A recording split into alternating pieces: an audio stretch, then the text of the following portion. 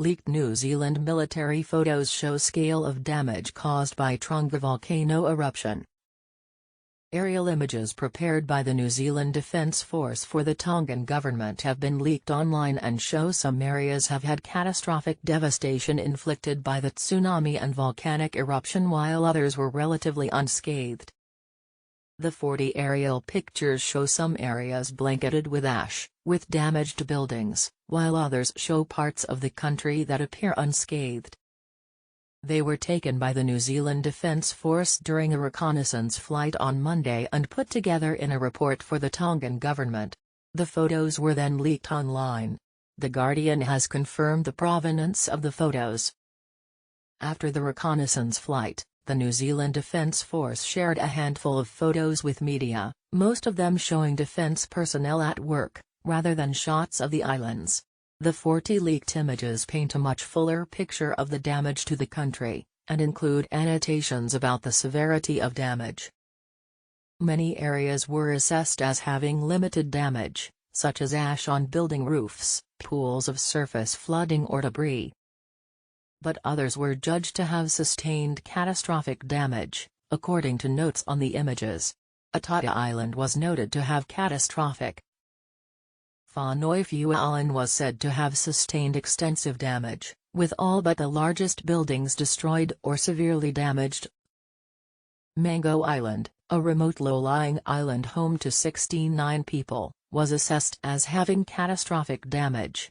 A distress sign was detected from Mango Island on Monday by the UN, prompting concern for inhabitants. Catastrophic damage was observed with the entire village destroyed. Temporary tarpaulin shelters had been erected on the island's higher areas. Debris was observed throughout the village, said the annotated image. The images also gave a sense of the damage to Tonga's infrastructure sustained during the tsunami and volcano eruption. The Defence Force said there had been limited damage to the Fuamo International Airport's southeastern runway, but that it was currently unserviceable due to ash covering the runway. However, the Defence Force noted that an operation to clear ash from the runway was underway, with vehicles and people visible from the air. Clearance operations by shovel and wheelbarrow were underway on the SE end of the runway. No heavy excavation machinery was observed, a note on the image said. The Defence Force also noted that airport buildings appear intact, though there was a layer of ash on the surfaces. The report noted that Nuku'alofa port in the capital had limited to moderate damage with some surface flooding and road access to the wharf obstructed by fallen containers, ash and other debris. The Whaliniu gas station on Nuiha Island was assessed as limited to moderate damage, as was the Pangai ferry terminal, the wharf at Hano and the bridge between Kulo and Whangalunga. Little has been heard from Tonga since the eruption of Hunga-Tonga-Hunga-Hapai volcano and subsequent tsunami on Saturday, after the Pacific nation's main communication cable was broken.